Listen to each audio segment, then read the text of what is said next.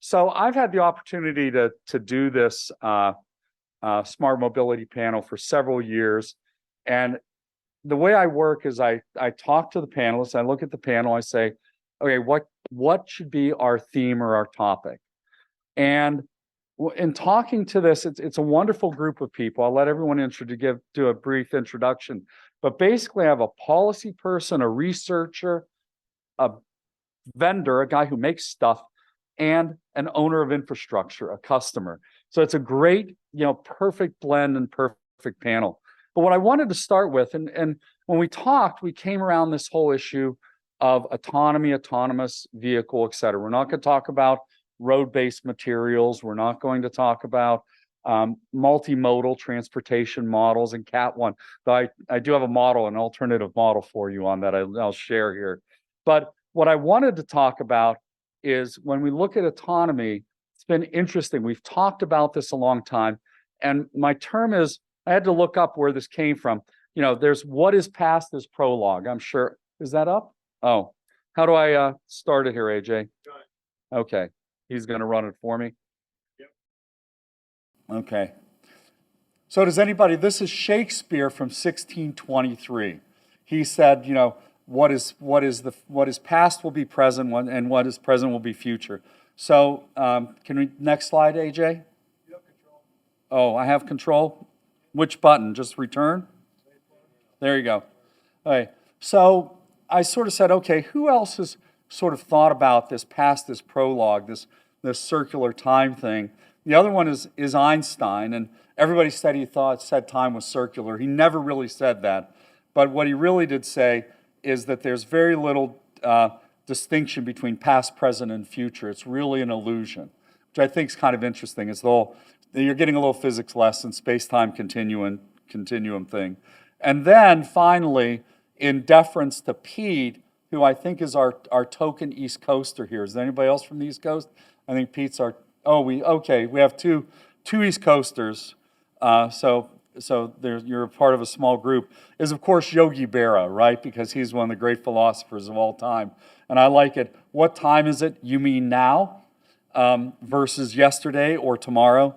So the whole point is that, but it's wonderful, in 1956, in the Highway of Tomorrow, GM showed this highway with autonomous vehicles being controlled by a central operator up in a tower somewhere running that vehicle. And that's kind of where we're at here with this past, this prologue, this whole thing is, my whole view of what I gave this as a theme is autonomous transportation and thinking beyond the four wheels, because I like what you said about automated transportation is really self-contained within the vehicle. And Andreas took a little bit of my thunder away from that. Fascinating. I don't know if you call it statistic, data point relative. Oh, you found it, AJ. Go ahead and play this real quick. You can turn up the sound. Way up. Turn on the radio for highway news. Route 302, yeah. It's hard to get through. Oh. 405, yeah. You'll never arrive. No. Route 509, you can't go wrong. They're bumper to bumper, but they're moving along. Yeah, I wonder what we'd hear if I'd turn on the switch and we're driving along in 1976.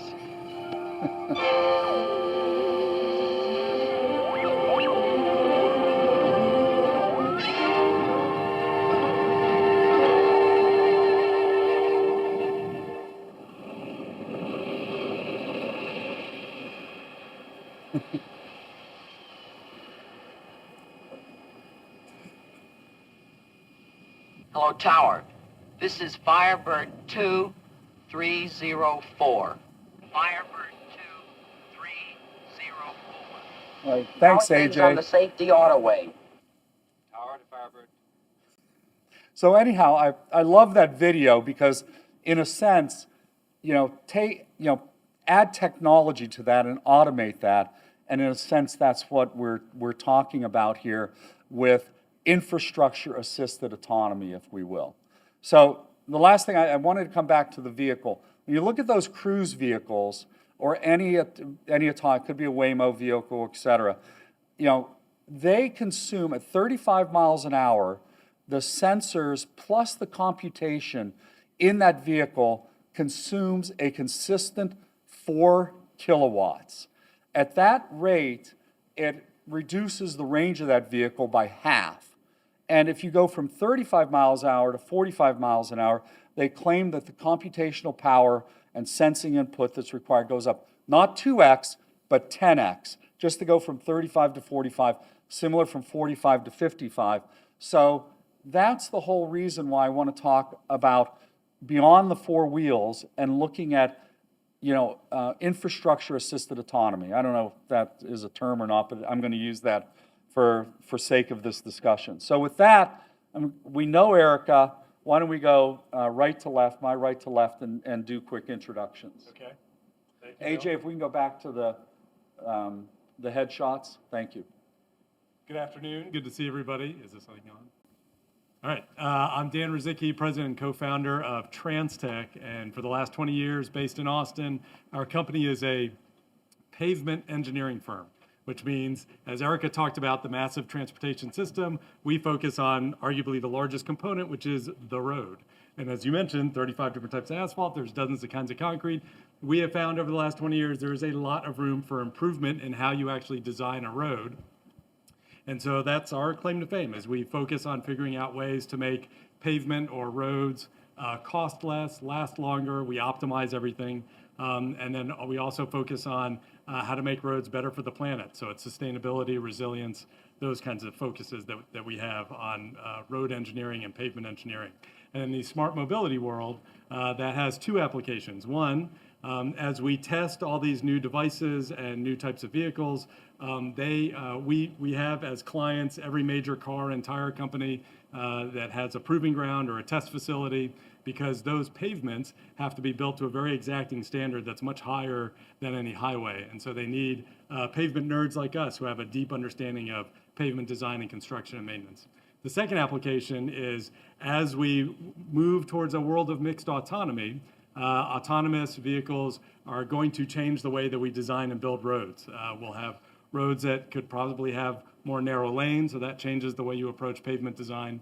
And then also driverless trucks are going to deteriorate roads much more quickly than traditional driven trucks. So that will also have a big impact on pavement design. And that's what our company does. Excellent, thank you. Okay, Dr. Wang. Good afternoon, everyone. My name is Feng Wang.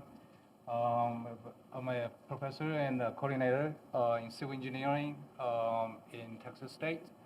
Our civil engineering program is relatively young, and we started with our first class of civil engineering undergrad class in 2019, and we already produced the first class already in the spring. In the summer, we did 2 things. One is get our undergrad program accredited. So ABAT is our one thing. We did that. And second thing we did was did a proposal for our PhD program.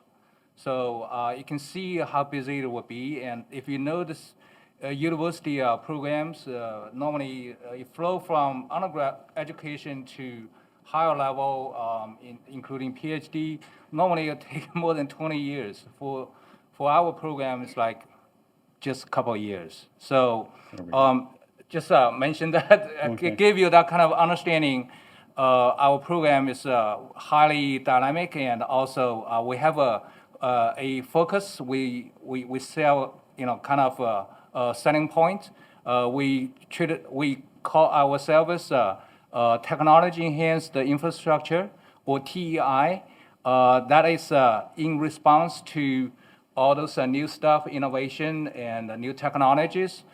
Because as an educator, we know that we need to produce qualified engineers, people, to meet, to take up those challenges of the new technologies. So this is what we are doing. And myself, I got my PhD from UT Austin, and it's transportation engineering, and I have been in transportation area for more than 15 years. Excellent, thank you. And finally, Mike Krusee. Sure. My name is Mike Krusee. I was in the legislature for about 20 years, the 1990s and the 2000s. I was chairman of transportation during the 2000s when we started doing our public-private partnerships. And at one point, I was told by the US DOT secretary that we were building more roads than the rest of the country combined during that time. Since retiring from the legislature in 2009, I'm representing a number of companies, consulting. But the most exciting thing, and the thing I spend most of my time now, is this municipal management district. And what that is, it's basically a district that has all the powers of a city. And you heard Andres and Erika talking about the developer who's planning on a brand new city out there in East Austin with an airport too. So that's what I do. I'm chairman of the board of that city, basically. And Elon has 2,000 acres on either side of us. And so it's going to be a quite exciting time. Good neighbors to have. Okay, so, and let me also say, after listening to Erika, I probably shouldn't have invited her on this panel because she makes us all look so, so interesting. You have like the best job in the world, I have to say. I really. No, I do. I hope you appreciate that. That is what you do. Is so cool. So I have a series of questions, and we'll kind of go through and we'll see where it goes. But my first question is when we talk about this issue of the beyond the four wheels thing again, and a holistic autonomous ecosystem. What do you think is? And let's see if I'm going to start with opportunity. What do you think is the single, only one, you don't get to talk about 20 of them, the single most impactful opportunity that we have in the infrastructure, in other words, outside the four wheels of the car? What do you think is that single most important, most impactful thing? So Erika, we'll start with you. If there's only one thing you could do in the infrastructure, in the ecosystem, what would that be? Well, I'm going to talk about something that is like one of my pet projects so I think that from the infrastructure, we should be introducing gantries, which are the large structures that go over the highways, and they can hold the signs.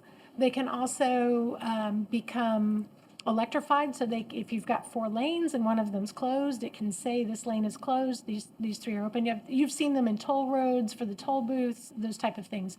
So think of that as something that can be put across the interstates to build the infrastructure to help the road user on a regular basis. If we do get V2X, which is the vehicle to anything type technology that goes from the vehicle to the infrastructure and the infrastructure back to the vehicle, you can set those pieces of infrastructure up to communicate with the vehicle as they're passing through. You can also use them to put on the other sensors, video. We could put more 5G out there as they start to deploy more 5G and ensure that we have that connectivity around the road. That's my moonshot. Okay, perfect. Well, you had one, see? Yeah, there you go. Perfect. Okay, Dan? By the way, I'm also going to say, everyone else had the questions in advance, so they had a chance to think about it. So you're doing it on the fly. Just, I'm covering you there. Thank you. Thanks. I think the biggest opportunity for potential is empowering traffic management centers with the data that's coming. Because what did Erika start her presentation with? It was the safety announcement, and she explained what end the street means. There was like 4,500 fatalities in Texas in 2021, the last year that we measured. And all of that, and so of those fatalities, the National Highway Traffic Safety Administration says that driver error is a major factor in what percentage? Anyone want to guess? What percentage of the fatalities that we had in Texas had a major factor that led to that fatality was just driver error? Anyone want to guess? Come on, or I'm going to guess if nobody else. Yes, 94%. Wow. 94%. And our TXDOT is spending estimated about $100 million a year to try to make roads safer. But as much money as TXDOT is spending to try to make the road less slippery and safer curves and better separation between opposing directions, none of that is going to stop driver error. And so if we can connect hardware, cameras, radar, connect that to INRIC software, the data platforms that can then serve the traffic management centers so that they can do two things. Those traffic management centers can then respond more quickly when driver error happens, and those traffic management centers can eventually inform drivers to prevent the driver error from happening in the first place. That's the biggest potential of opportunity that we have. Wow. And Let me TXDOT's say- actually spending like $1 billion a year on safety, I think. Oh. Not 100 Actually, million. 146 billion because every project is a safety No, project. and change, what's the, any decimal point on that?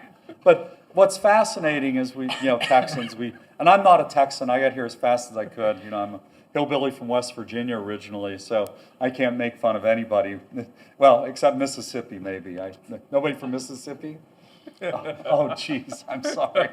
Anyhow, what's interesting is we always like to say we're number one. Unfortunately, if I translated your statistics right, we have 50% more traffic fatalities per capita than the rest of the country, Potentially. which is pretty scary. As you get in a car tonight and drive, think about that.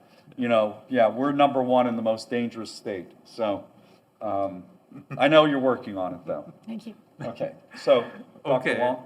Wang? So they already mentioned the most important part of safety. Everyone agrees because autonomous vehicles really can bring a lot of safety to drivers. In addition to safety, the benefits we can gain from this technology, I would like to mention something else. For example, you have a self-driving or autonomous vehicles that really can save the drivers. So that way the vehicle can drive by itself. That gave us the mechanism sharing. So you can share the ownership with multiple people or multiple, family members. So instead of having several vehicles in the family, you probably just reduce to one or two. So, or you can share with other families. So that sharing economy will be very impactful, considering how much parking lots you will need. So that reduction in the number of vehicles really can reduce a lot of land use and also can increase the equity to our society. Considering, the sharing mechanism can reduce the cost of having ownership of a car or operating a car. Yeah. So that really can bring a lot of benefits to the society for people with limited, income. They still can have a transportation service, because they have really that kind of sharing mechanism. I just mentioned that. No, excellent. I think that's a great opportunity. Finally, Mike? Sure. So as a policy guy, I won't talk about it in technical terms, but I think we're approaching this, or most companies are approaching this all wrong. They're going after the most complex, most difficult thing to do. And the opportunity would be on the easiest thing to do for autonomous vehicles. So for example, they're trying to do these robo-taxis, cruise all around Austin on a downtown city grid. Well, there's no place on earth that is more complicated, that is more unpredictable, where people break the rules more often. They have stop signs, street lights, malfunctions, people jaywalking. And they're trying to figure out this environment. And the result is, what we should be doing is show the promise of autonomous vehicles in terms of safety and capacity, mobility, which is, I think, what Erika's trying to do with the projects that you listed on 45 with freight and on 130. But instead, you got crews out there causing traffic jams. And instead of showing people what autonomous vehicles can do, it's kind of like they're showing people what they can't do. Well, they can't go fast. They're 25 miles an hour. They cause traffic jams. They're not always safe. They're showing exactly the wrong thing. So we should concentrate on the easy thing, which is highways, where you have a controlled environment, you have controlled access. And within highways, concentrate on freight, because then you're not dealing with all these different individuals. You're dealing with a class of people who are very highly trained, right? And very few companies. Do the simple thing first. Although it's not the most visible thing, that's the challenge. And then I'd give one other specific thing, especially to Erika and what you're doing on 130 with CAVNU. So you're looking at CAVNU. What does CAVNU need to do this project for you? Well, they need some roadside infrastructure, right? They're going to need cameras going up and stuff like that. What does TXDOT need? Well, TXDOT, you have safety specifications for when a highway should be lighted, right? And probably has to do with how many cars are on it. And I don't know if it's a rule or a guideline, but I'm pretty sure on segments 2 and 3, you're past that, and you need lights. So why don't you do lighting as a service with Andres, where he'll provide the lighting for free, which is a safety thing that Mark will love, and you also provide for free the cameras and the other roadside infrastructure that CAVNU needs. And that's a win-win, easy opportunity. Wow, we're getting deals done up here as well. That's pretty nice. But I'm going to keep it moving because No, I'm done. you guys can all talk after this.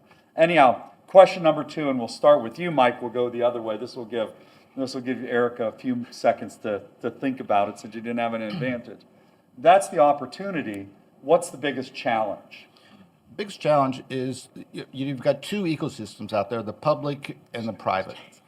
And they have never worked together in transportation, right, Erika? So the OEMs are telling you, we don't really care about you. We're going to do our own autonomous, independent cars. We don't really care what you're doing.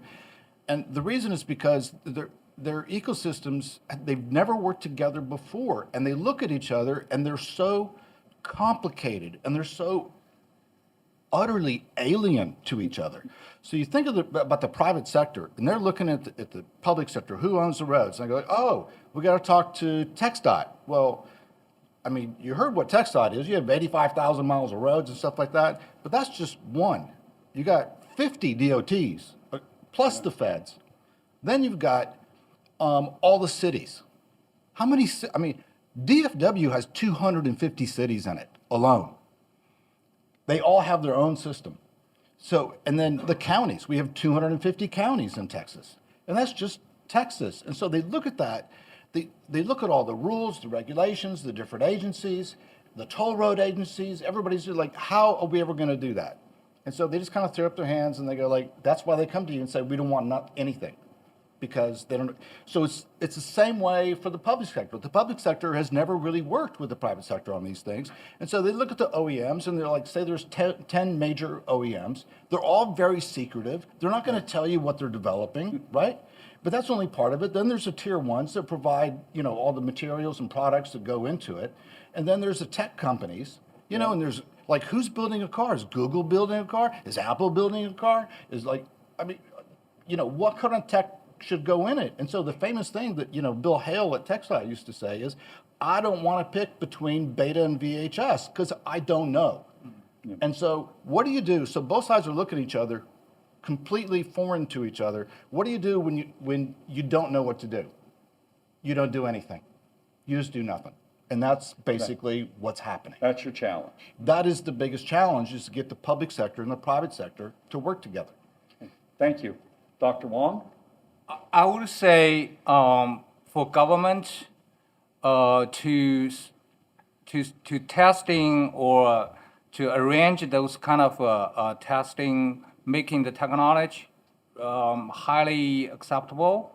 We call it penetration in use. That is a big challenge because you will keep testing in different levels, and as Erika presentation said, there are a lot of activity work to do, and because the technology is so complicated, and Michael also mentioned there's 50 states, and every state has its own control on technology standards. So how to make those technologies talk to each other and we have ideally we have one standard, and we can share use the technology and also cutting down the cost. So that's a lot of work. I believe this is probably the work government can So- have the control and the power to forward. So your challenge, if to paraphrase, is basically moving from, science project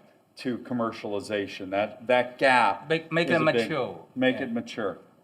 Dan? The biggest challenge that I've seen is around regional collaboration, where Erika has been doing a lot of great work in supporting and working with the Austin District to TXDOT to do pilots and demos and implement a lot of the smart mobility concepts. And in one area, you've got the different layers of government. There's the Austin District to TXDOT, there's City of Austin, there's Travis County, and then there's Campo. And they've done you guys have done a very good job of getting those organizations to come together, do implementation ideas and pilots in concert with each other. And like at the last CTR symposium, I discovered that that's very much an anomaly, that around the state, it is pretty difficult to get the cities and the counties to work together and work with the state DOT to implement this kind of innovative idea. So I credit what you've been able to do in Central Texas, and it was surprising to see how challenging it is elsewhere around the state. All right, and finally, Erika, you've had a few minutes to think about what is the single biggest challenge? So the single biggest challenge is there's just so much to do, right? And besides the three great examples that were given here by my co-panelists, when I came into my role, which I want to say is, yes, I know I have a really cool job. I also work with really cool people, and I tell them that every day. I'm like, you guys are the cool kids. Because I have this fabulous team that they do the majority of the work, because I just tell them, here's where we need to go run, go get this done. But when I came into this role, we had a partner that was supposed to be vetting data companies for us. And I said, well, how many data companies are out there that we really need a partner to go and vet all this for us? 150. They gave me a list of 150 companies of people that wanted to talk to us. And so Wow. there's so much out there and so much to do. It's prioritizing the priorities and identifying what's the most important thing to work on. And sometimes that shifts, at 9 o'clock in the morning after you thought your day was planned at 8. I mean, you all go through the same thing. So to me, there's so much. So much to do, and a challenge to prioritize it, really to Pareto it and decide what's the most. Yep. Okay, except for gantries. Well, I said the gantries are the moonshot, So I think that's a really cool idea. Okay. So, so we talked about, technologies, but what would you say is the single most, in terms of non-onboard technology, and again, limit you to just one, what would be that one non-onboard technology that would most advance vehicular autonomy, move us from, automatic to autonomous? And I'm going to start with I had Dan. an answer. What, I do had it? Oh, an wait, answer. you ready? Yeah, Okay, ready. then we'll go back this way. Okay. Connectivity, right? So the most important thing is connectivity. How do you get the messages to the cars? How do you get the messages from the cars to the infrastructure? Okay. And it doesn't have to be on board, because we already have 5G. We just don't have it everywhere. So we as TXDOT need to work with the state board to ensure that we're deploying fiber everywhere we can along state roads and all the other roads in Texas. Can I ask just kind of a follow-on relevant? Connectivity comes in two flavors, really. You have throughput and you have latency.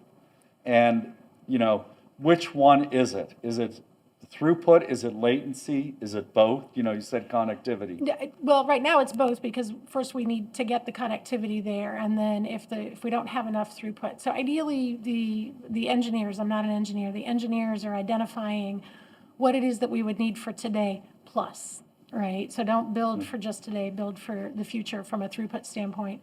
Connectivity, I'm not as worried about milliseconds. There are people that are worried about 3 to 5 milliseconds between the difference between a roadside unit or using the 5G that the wireless carriers offer today.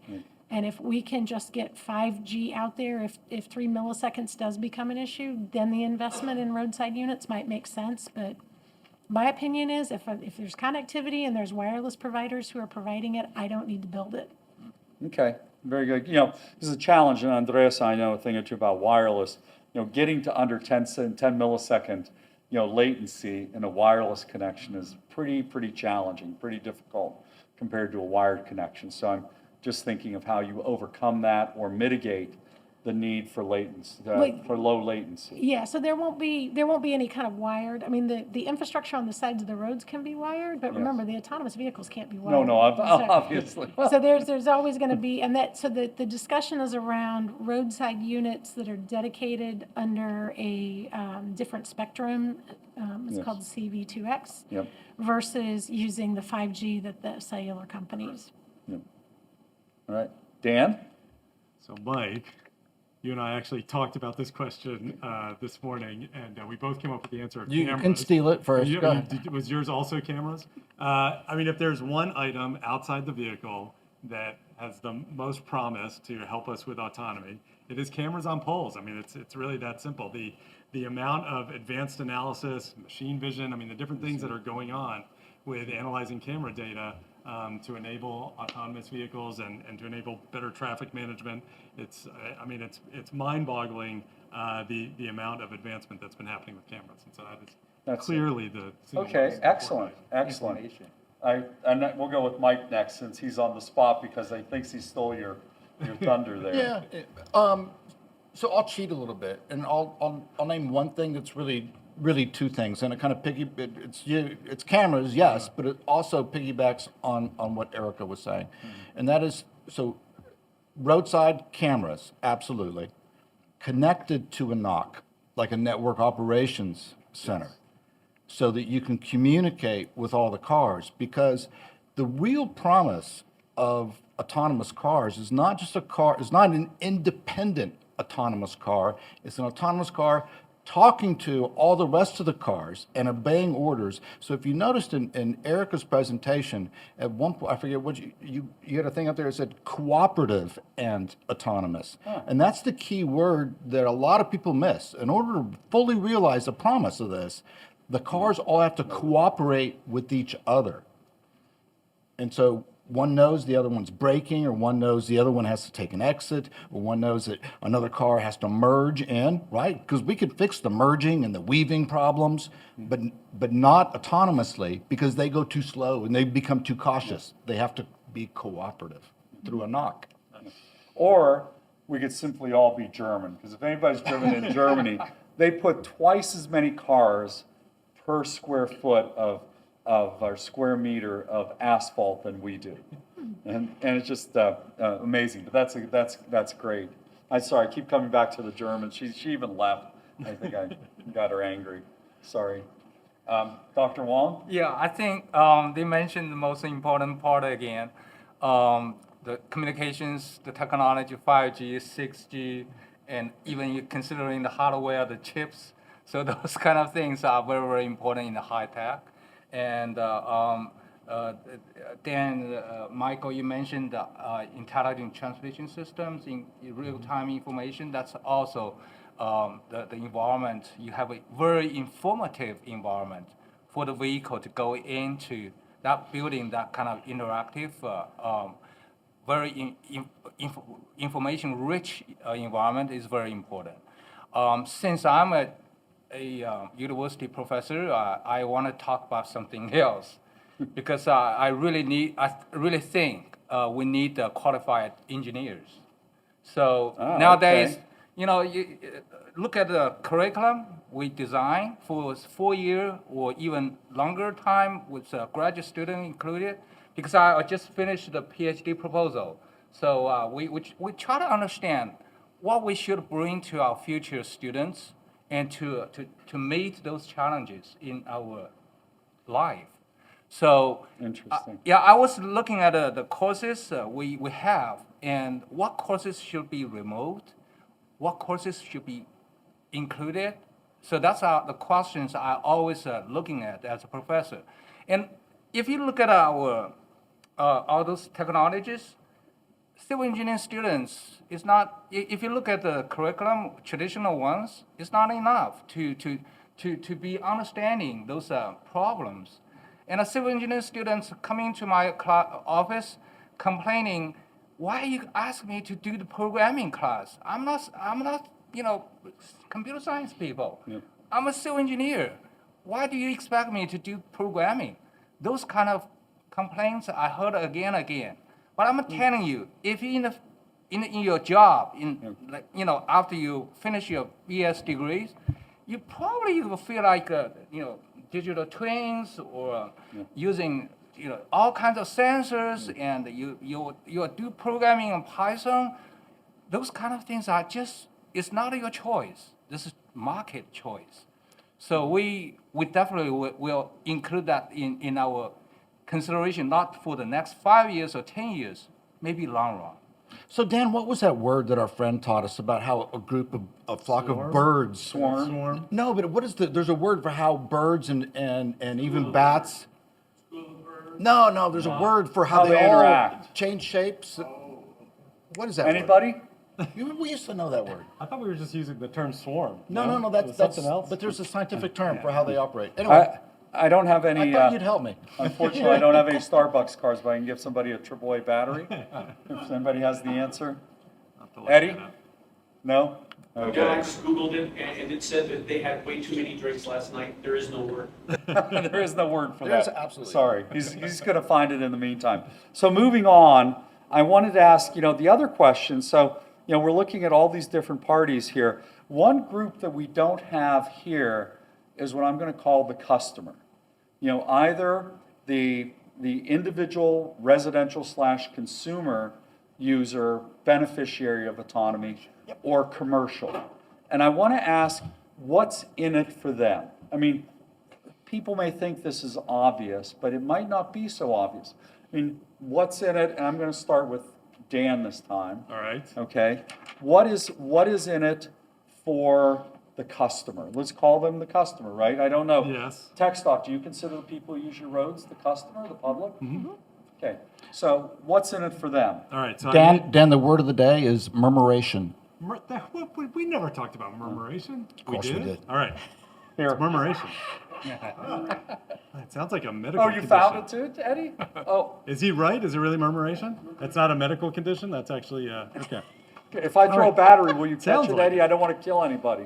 So I made a short list of things in terms of customers that I A thought. short list. You should Yeah. see this thing. It's that a I thought were 4-page. pretty good. No, it's quick. So, all right. So Too Simple, which is a Kodiak competitor that's now out of business, they made a lot of hoopla about driving a driverless 18-wheeler across I-30, and it was or maybe I-20, but they started in New Mexico and they made it up to Oklahoma. And their point was they were able to do produce delivery 1 to 2 days faster than a driver vehicle because, as you would assume, hours of service issues are going to completely change when you have driverless vehicles. So how is that beneficial to the customer if I can get produce?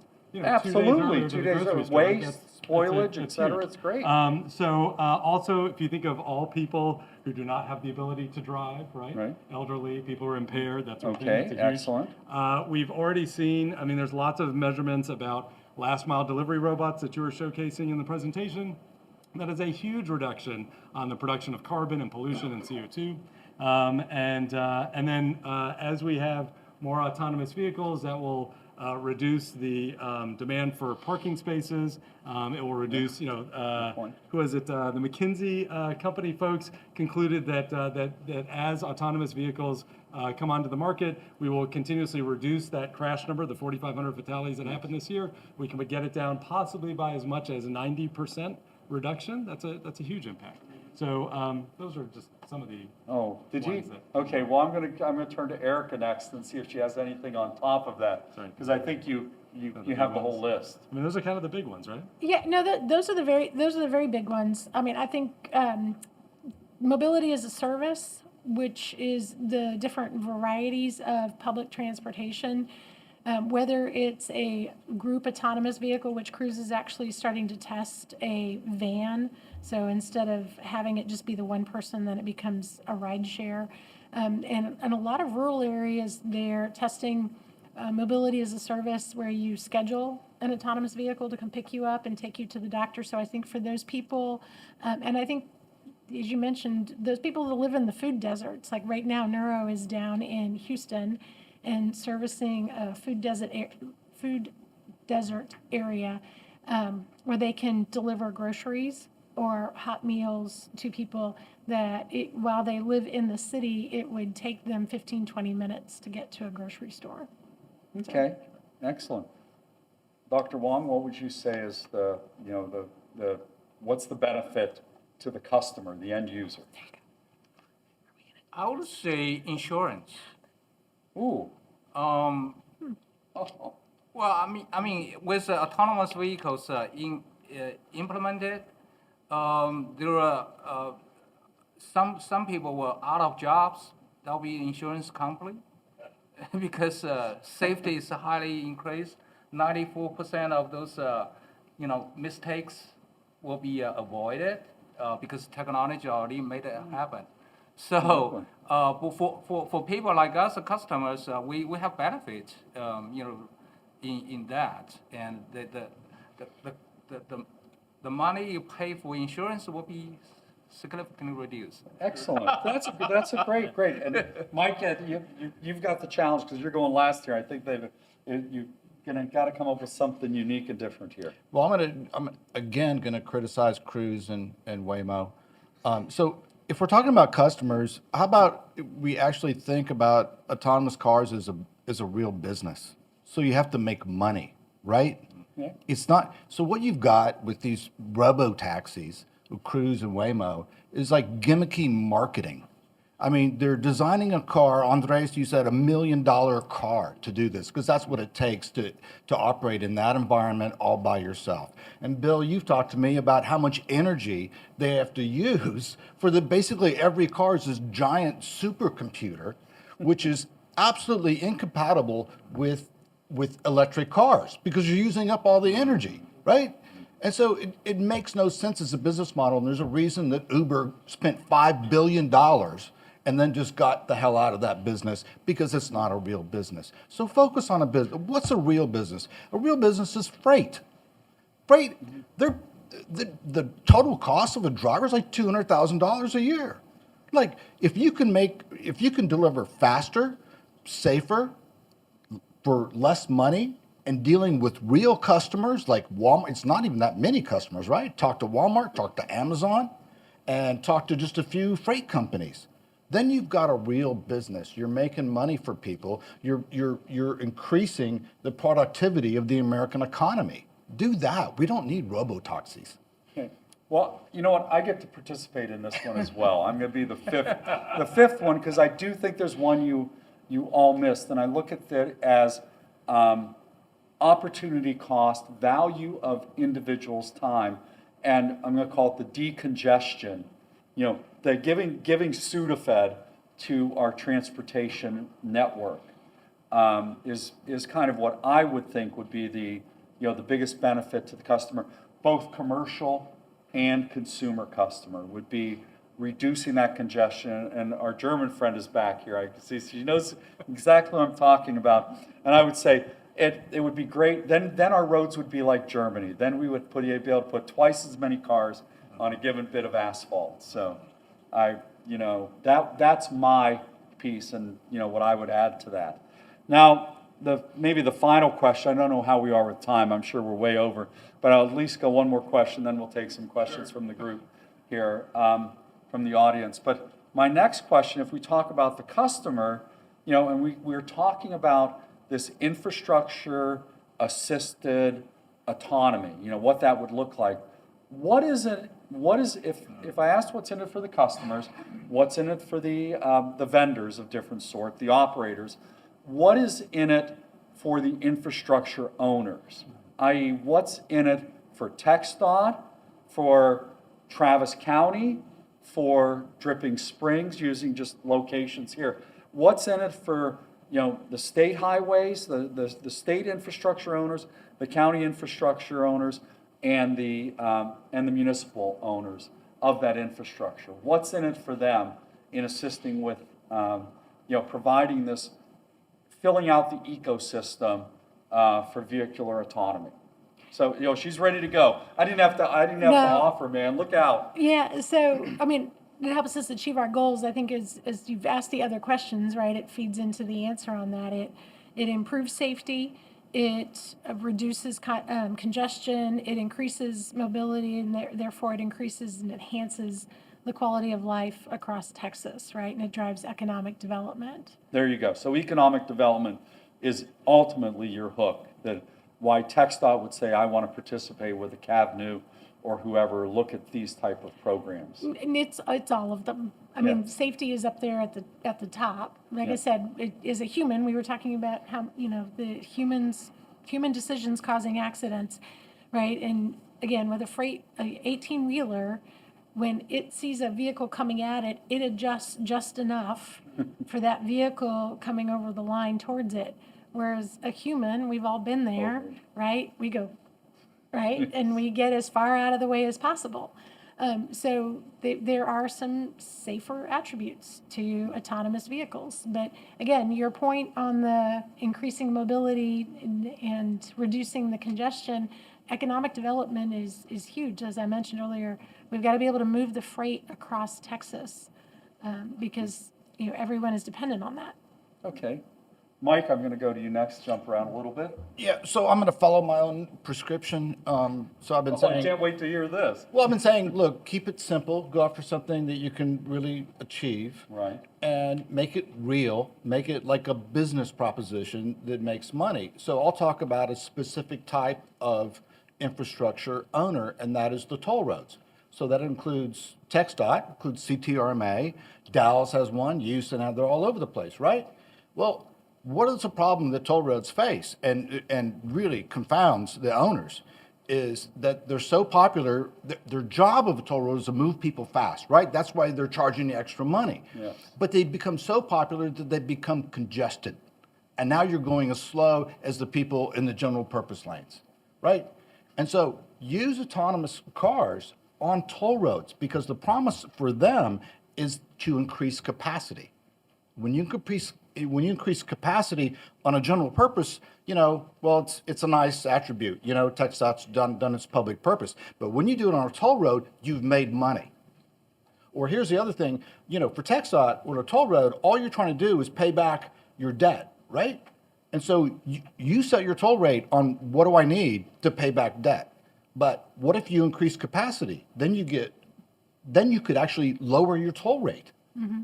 And your customers would sure like that. Okay, fantastic. I'm going to go Dr. Wang.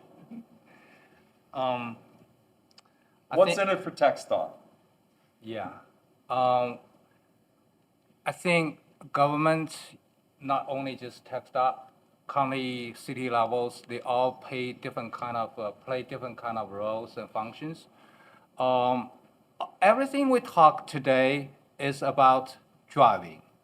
No matter it's a robot or it's by human beings, right? So if you keep thinking that way, it's not going to be giving a optimized or it will moving to the direction give us economy competitiveness or you can serve people better. I would say for government to think about how we can have that kind of a reliability in transportation service system, not just one mode, not just driving. Yes. How about railroad? How about others like a bicycle, pedestrian? All those modes of transportation should be included. Which you did. Yeah, when you talk about technologies, autonomous vehicles implemented in automobiles, think about our railroad. Can we do something on railroad? Make it also, active and serving people. So I'm thinking possibly someday we can take a train from San Marcos to Austin, and I can take my laptop and I can keep working on a trip. And the train can carry me to there. Yeah. But there are other things. When you get off from the train, what are you going to do? So you need a bunch of different changes to make it happen. So I just wanted to have a more reliable and kind of a dual or repeating service to make our transportation service kind of accessible for all people from the society. Excellent. And you get to bring it home, Dan. So All right. what's in it? What's in it for the state, the county, and the municipality? I like to use the Mopac toll lane in Austin as a fine example of what smart mobility has that can benefit the city and county. Have you ever been on the Mopac toll lane when the toll lane's moving slower than the free lanes? Anybody had that experience? It's messed up. I mean, I'm not allowed to curse at this event, but it's really messed up. So, so there's an organization called the Circles Consortium. That's a collaboration of a bunch of universities. They did a study on exactly that kind of shockwave traffic jam effect and concluded that if only 5% of cars just turned on their adaptive cruise control, they'd have a 30% improvement in traffic flow. So congestion is at an all-time high. And we've heard for years that TXDOT has been saying we cannot build our way out of this problem. We cannot keep adding lanes. Not only because real estate's too expensive, but by God, the Highway Trust Fund has been broke for years because the tax revenue that builds all these roads comes out of the gas tax at the gas pump. That's dwindling at a faster pace than ever before. And Congress has no courage to come up with some sort of new tax that'll be placed on EVs or lane miles traveled. That stuff is not going to happen. So we have to come up with a completely different way to solve our congestion problem than adding more lanes. And that way is smart mobility, and that's what's in it for government agencies. All right. Well, thank you for bringing it home, Dan. That concludes the panel, at least. Now I don't know if there are any. We get a couple questions. We get one or two questions. Anybody have it? Let's give them an opportunity. Yes. Anybody question? Okay, one question, and I think we're not talking about it. I'll take 4 cars, exactly the same model, riding in its line together. The first one is a brand new car. The next one has got 300,000 miles on it. The third car has got all tires, and the fourth one has been in an accident, so it is not as aerodynamic. How do we handle that? They're all different. They will brake differently, they will accelerate differently. Do you have an answer? So, so that is the beauty of what we lovingly refer to as mixed autonomy, right? And there is a lot of science behind I mean, that's an excellent question, and that is very much studied by people who are into smart mobility. And what we find is that that first car that you've described has the technology to have good situational awareness, which is similar to the 18-wheeler that knows how to gently move and navigate its way around. So you're right that it's not going to be a perfect system for a long time, but we do make incremental improvements just by having 25% of your fleet have that kind of situational awareness. So cars have all sorts of sensors. They have, hundreds and hundreds of sensors on them. 136 They're- different types. Yeah, they're communicating back to the OEM at 1,000 times a second. Okay, so all this data is being collected. That's the importance of this NOC that I was talking about, the Network Operations Center, and the importance of cooperative driving. Is all this information with the low latency can go from the car. It'll know that it has, the NOC will know that this specific car at this place has bald tires, that it is this old, that it doesn't have that aerodynamics. It will know all of that and communicate it back to the cars and tell them how to cooperate with each other. Thank you very much. Thank you, guys. Let's go get selfie.